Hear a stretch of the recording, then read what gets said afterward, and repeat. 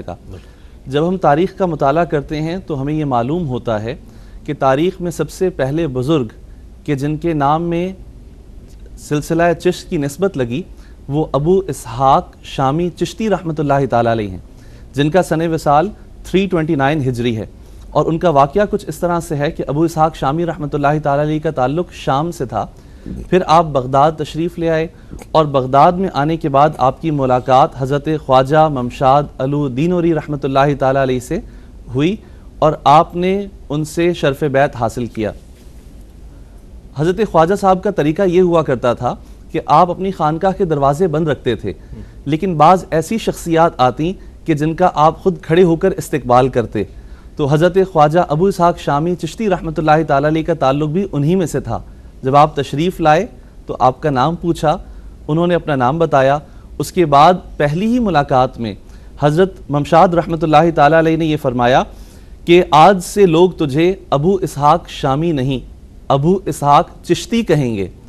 اور جو تیرے حلقے سے وابستہ ہو جائے گا، تیرے حلقے میں آ جائے گا تو وہ بھی تجھ سے ہدایت پائے گا، اور جو تیرے سلسلہ ارادت میں داخل ہوگا قیامت تک اسے چشتی کہا جائے گا۔ تو یہ سلسلہ چشت کی وجہ تسمیہ ہے، اور حضرت خواجہ ابو اسحاق شامی رحمۃ اللہ تعالیٰ علیہ کے نام میں چشتی کا اضافہ ہوا۔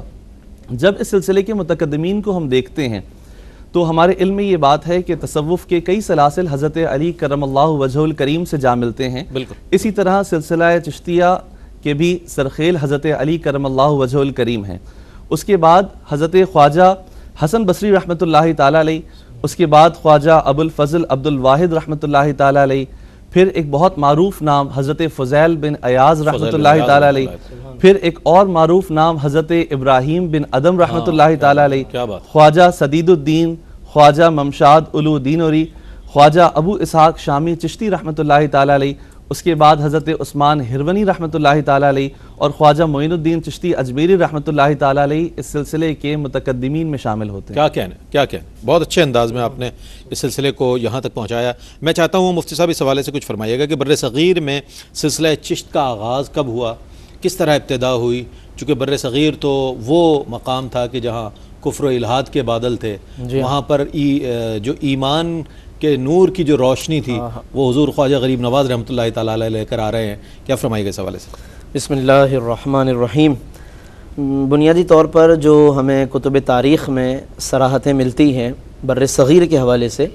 تو عام طور پر تو یہ بات کہی جاتی ہے، اور وہ اس وجہ سے کہی جاتی ہے کہ ظاہر ہے عرف اور معروف بات یہی ہے کہ بر صغیر میں سلسلہ چشتیہ کا آغاز حضور خواجہ معین الدین چشتی اجمیری رحمۃ اللہ علیہ سے ہوا ہے، لیکن کتب تاریخ سے جو بات ہمیں معلوم ہوتی ہے وہ یہ ہے کہ حضرت خواجہ صاحب رحمۃ اللہ علیہ سے پہلے بھی مشائخ چشت کی آمد کا تذکرہ ثابت ہے ہندوستان اور بر صغیر میں خاص طور پر، لیکن اس کو ہم اس انداز سے بیان کر سکتے ہیں کہ جس ہستی کی آمد سے باقاعدہ سلسلہ چشتیہ کو ایک عروج، اور جو آج موضوع طلوع چشت کہ جس کو ہم کہہ سکتے ہیں کہ باقاعدہ یہ سلسلہ اور اس کے آفتاب و مہتاب طلوع ہوئے ہیں، اور اس کی کرنیں ایک ایک گوشے گوشے میں پہنچی، اور اس نے باقاعدہ پورے بر صغیر کو اور وہاں سے نکل کر پھر شرق و غرب کو منور کیا ہے، تو وہ ہستی حضرت سیدنا خواجہ معین الدین چشتی اجمیری رحمۃ اللہ تعالیٰ علیہ کی ہے۔ اس اعتبار سے اگر ہم تاریخی لحاظ سے اس کا جائزہ لیں تو یہ سمجھ لیں کہ یہ 6 صدی ہجری کا اختتام اور 7ویں صدی ہجری کا یہ آغاز، یہ وہ زمانہ ہے کہ ہجری اعتبار سے کہ جب ہندوستان میں اور بر صغیر میں حضور سیدنا خواجہ معین الدین چشتی اجمیری رحمۃ اللہ علیہ کے ذریعے، اور پھر اسی 7ویں صدی ہجری کے ہی مزید جو ادوار ہیں حضرت خواجہ صاحب کے بعد، تو وہ آپ ہی کے خلفاء کے ذریعے سے اس میں سلسلہ چشتیہ کو ایک عروج مزید اور دوام ہمیں نظر آتا ہے، جن میں خاص طور پر حضرت خواجہ قطب الدین بختیار کاکی رحمۃ اللہ علیہ کہ جنہوں نے دہلی کے اندر قیام فرما کر اس سلسلے کو مزید آگے بڑھایا، ناگور میں حضرت خواجہ حمید الدین ناگوری رحمۃ اللہ علیہ نے اس سلسلے کو آگے بڑھایا، پھر ان کے اپنے اپنے خلفاء نے مختلف علاقوں میں اور مختلف اطراف و اکناف میں اس سلسلے کو آگے بڑھایا ہے، لیکن بنیاد بہرحال حضرت خواجہ معین الدین چشتی اجمیری رحمۃ اللہ تعالیٰ علیہ نے رکھی ہے، اور وہ بھی اجمیر کے اعتبار سے اگر ہم بات کر رہے ہیں، ورنہ خود خواجہ صاحب رحمۃ اللہ علیہ نے جہاں جہاں قدم رکھا ہے، جہاں جہاں تشریف لے گئے ہیں، وہاں کے مشائخ سے فیض بھی حاصل کر رہے ہیں اور دیگر لوگوں تک اس فیض کو پہنچا رہے ہیں، اگرچہ باقاعدہ ابھی تک لفظ چشت یا سلسلہ چشتیہ حضرت خواجہ صاحب رحمۃ اللہ علیہ کے حوالے سے سے اس وقت تک زیادہ نمایاں نہیں تھا، کیونکہ خواجہ صاحب مسلسل محو سفر تھے۔ باقاعدہ آپ نے جب ایک ایسی جگہ پر اپنا مستقر بنا لیا، ایک ٹھہرنے کی جگہ بنا لی، تو وہ پھر اجمیر ہے۔ لیکن اس سے پیچھے ہم تھوڑا سا اگر تاریخی تسلسل دیکھیں، خواجہ صاحب رحمۃ اللہ تعالی علیہ کے اسی روحانی سفر اور اس سلسلہ چشتیہ کو اور اس کے جو بھی تعلیمات ہیں اس کے فروغ و اشاعت کے حوالے سے، تو ایک طرف خواجہ صاحب رحمۃ اللہ علیہ پہلے خود اکتساب فیض کے لیے خواجہ عثمان الدین ہارونی رحمۃ اللہ علیہ یا ہرونی رحمۃ اللہ علیہ کی بارگاہ میں جاتے ہیں۔ اس کے بعد پھر آپ حجاز مقدس جاتے ہیں، وہاں سے بغداد آتے ہیں، بغداد سے تبریز آتے ہیں، تبریز سے اصفہان، بلخ، غزنی، لاہور سے دہلی، اور پھر اس کے بعد اجمیر آتے ہیں۔ یہ جتنے درمیان میں علاقے ہیں ان میں خواجہ صاحب زیادہ قیام نہیں فرماتے، لیکن ایک اہم بات یہ ہے کہ یہاں پہ خواجہ صاحب اپنے اثرات قائم فرماتے ہیں، مختلف ان علاقوں کی نمایاں یا سرکردہ شخصیات سے ملاقات کر کے ان کو اعتماد میں لیتے ہیں اور کوئی نہ کوئی اپنا نمائندہ قائم فرماتے ہیں، جو بعد میں جا کر کہ جب خواجہ صاحب کا ایک پیغام اجمیر سے بلند ہوتا ہے تو جن علاقوں میں آپ نے پہلے سے اپنے ایک روحانی اثرات قائم کیے ہیں وہ خود بخود گویا کہ پہلے سے گویا کہ ایک ایسا میدان تیار فرما دیا کہ بعد میں آپ کا وہ پہنچایا ہوا پیغام، پھیلایا ہوا پیغام خود بخود وہ تیزی سے پھیلنے لگا، جس کے اندر میں نے عرض کیا کہ خواجہ قطب الدین بختیار کاکی دہلی میں، حمید الدین ناگوری ناگور میں، لیکن اس کے علاوہ دیگر علاقوں میں بھی یہ پیغام پھیلنا شروع ہوا۔ تو یہ وہ عرصہ ہے کہ جب بر صغیر میں سلسلہ چشتیہ اپنے عروج پر پہنچا ہے، اس کے اندر ان کی تبلیغ بھی ہے، زبانی تقاریر و خطابات بھی ہیں، اور اس کے علاوہ ملفوظات اور تحریرات بھی ہیں۔ ان خلفاء نے حضرت کے ملفوظات کو قلم بند کر کے دور و دراز علاقوں تک پہنچایا ہے۔ یوں سلسلہ چشتیہ بر صغیر کے اندر ایک مضبوط اور منظم شکل کے اندر خانقاہی، تبلیغی، تحریری، روحانی ہر اعتبار سے ہمارے سامنے آتا ہے۔ کیا کہنا ہے ناظرین گرامی، اسفار اولیاء کے حوالے سے ہم پڑھیں تو بہت کچھ ہمیں جاننے کے لیے ملتا ہے کہ اولیاء نے جو اسفار اختیار کیے اس میں بہت ساری چیزیں ملتی ہیں، وہاں کے ثقافتی جو پہلو ہے ان کو بھی رکھا گیا پیش نظر، اور زبان و بیان کو پیش نظر رکھا گیا، رہن سہن کو پیش نظر رکھا گیا۔ اب ہم یہ جاننے کی کوشش کریں گے کہ بر صغیر میں ابتداً کن کن مشائخ چشت کی خانقاہیں قائم ہوئیں اور کن کن مشائخ چشت کو ذمہ داریاں سونپی گئی، چونکہ یہ بھی اسفار کی صورت میں مختلف علاقوں میں گئے، وہاں خانقاہ قائم کی، وہاں لوگوں کو مشرف و اسلام کرنے کے لیے دعوت دی گئی اور لوگوں کو راہ خدا کی طرف لایا گیا۔ میں چاہوں گا ڈاکٹر صاحب اس پہ کچھ کلام فرمائیں۔ بسم اللہ الرحمن الرحیم۔ جب ہم بر صغیر کے سیاسی حالات کا جائزہ لیتے ہیں تو ہمیں یہ نظر آتا ہے کہ بر صغیر میں سیاسی اتار چڑھاؤ ہوتا رہا۔ یقیناً ابتدا میں دہلی میں سلطنت قائم ہوئی، لیکن آہستہ آہستہ جب دہلی کی سلطنت کا زوال ہوا تو مختلف خود مختار ریاستیں قائم ہو گئیں۔ جہاں دہلی کی سلطنت کا زوال ہوا وہیں سلسلہ چشتیہ کے اندر بھی تھوڑی بہت ٹوٹ پھوٹ ہوئی اور الگ الگ خانقاہیں بن گئیں،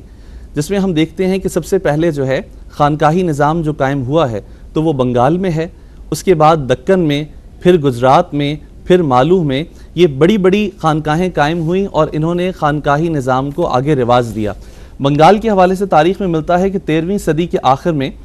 لکھنؤ سے ایک عقیدت مند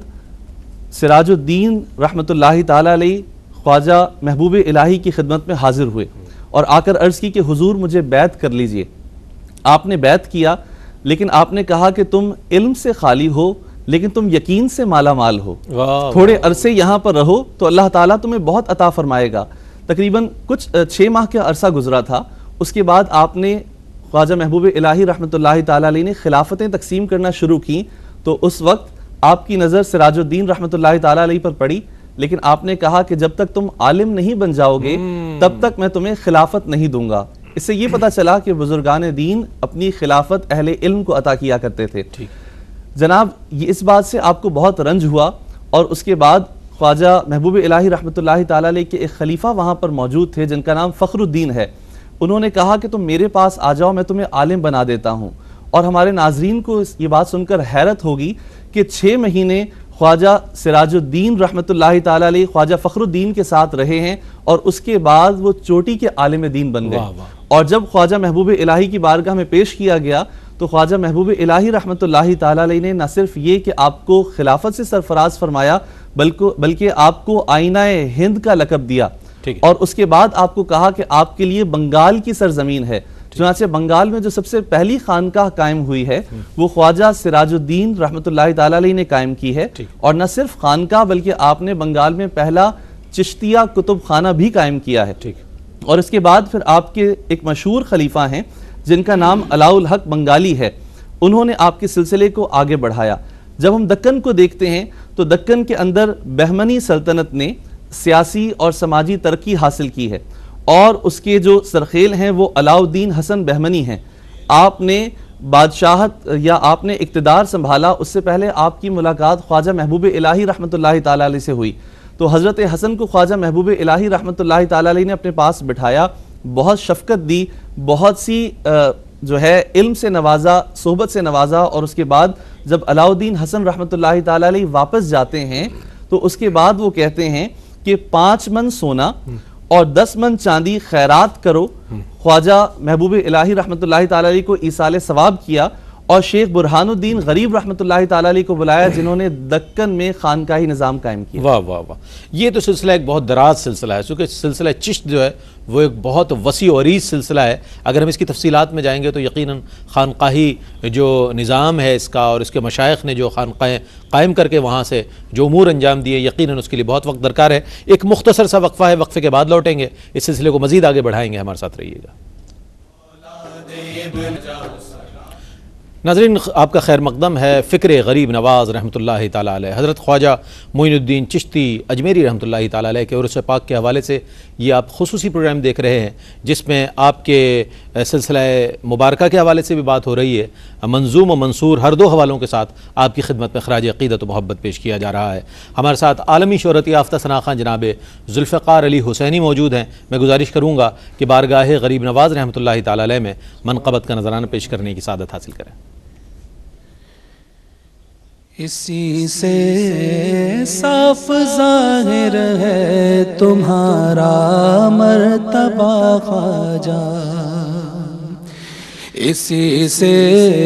صاف ظاہر ہے تمہارا مرتبہ خواجہ، کہ اٹھتی ہے تمہاری سمت چشمے اولیاء خواجہ، کہ اٹھتی ہے تمہاری سمت چشمے اولیاء خواجہ، تمہارا مرتبہ خواجہ،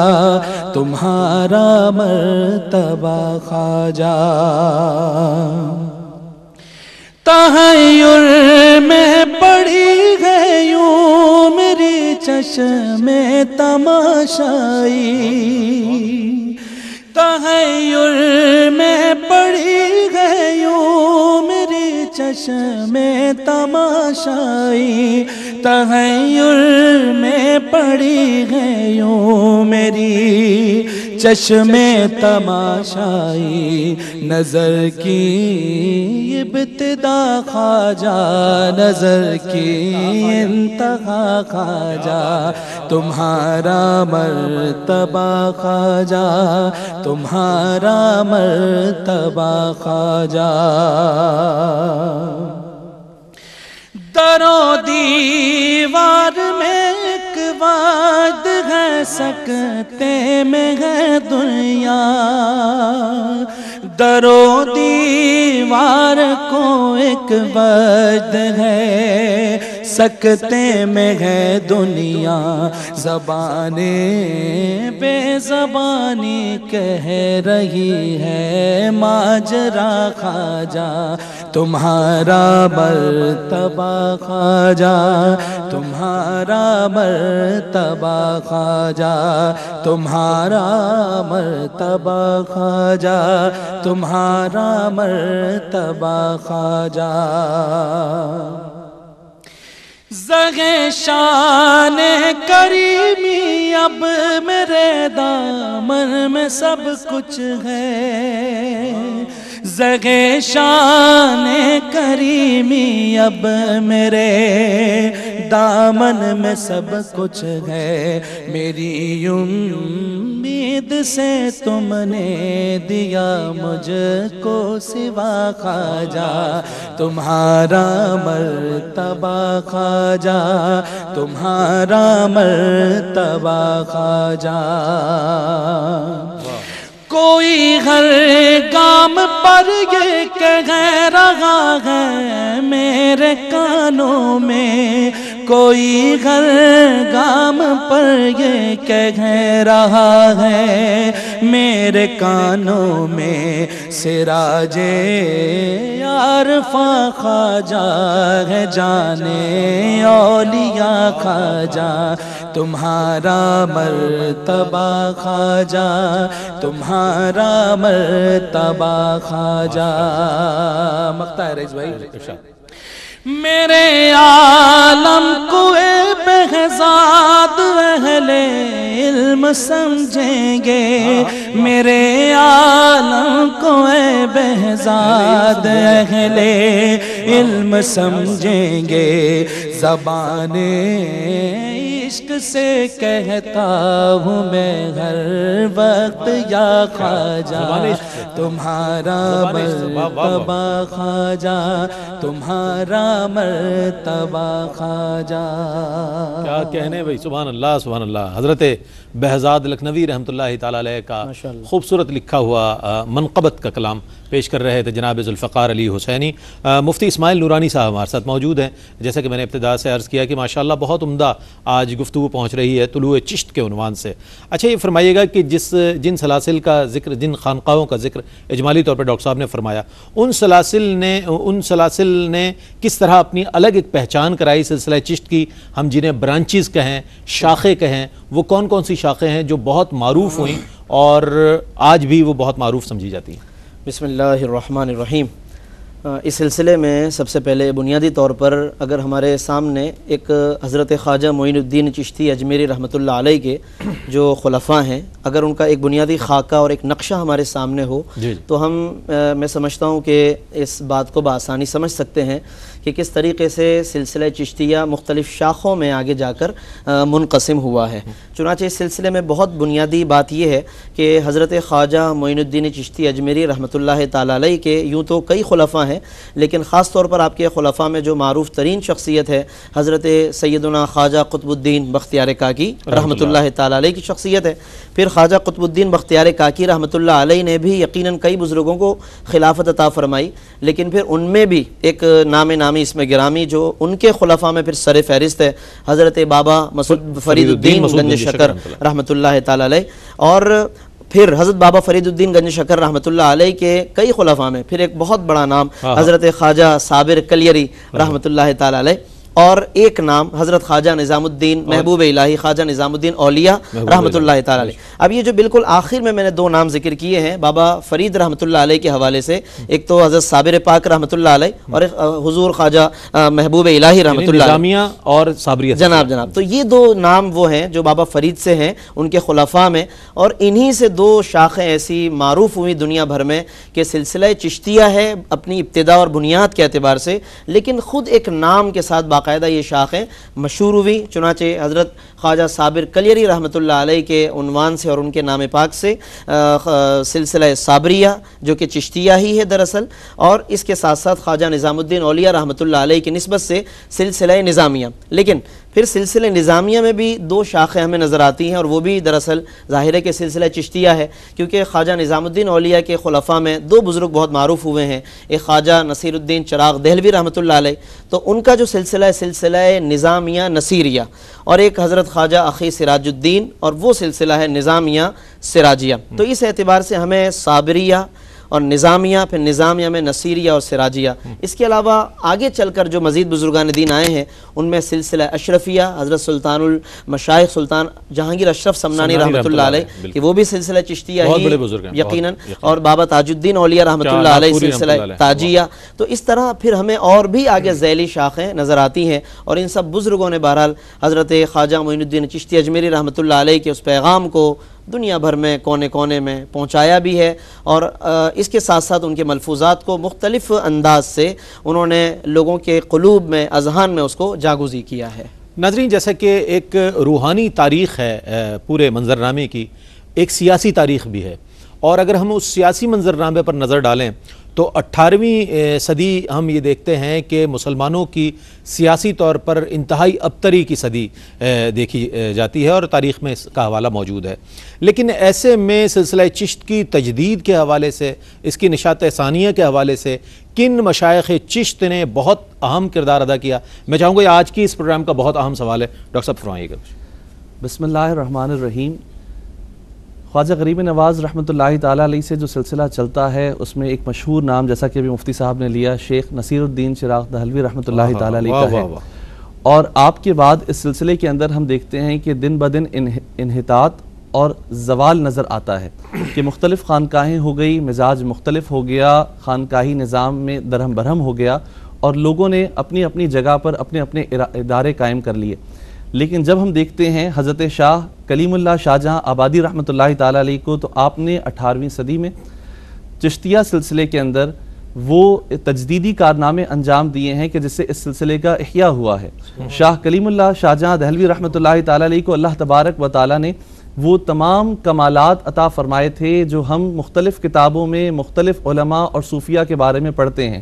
اللہ تبارک و تعالیٰ نے آپ کو تدریس میں بھی ملکہ عطا فرمایا تھا، اللہ تبارک و تعالیٰ نے آپ کو تصوف میں بھی کمال عطا فرمایا تھا، آپ اخلاق میں بھی بہت اونچا مقام رکھتے تھے، یہاں تک کہ آپ کے بارے میں آتا ہے کہ اگر کوئی شخص آپ کی دل آزاری کر دیتا، کوئی آپ کو تکلیف پہنچاتا اور اس پر پھر آپ سے معذرت کرتا تو آپ یہ کہا کرتے کہ نا رسائی سے دم رکے تو رکے، میں کسی سے خفا نہیں ہوتا۔ آپ لوگوں کو اتنی محبت دیا کرتے تھے کہ ہر وقت آپ کی خانقاہ میں رش لگا رہتا تھا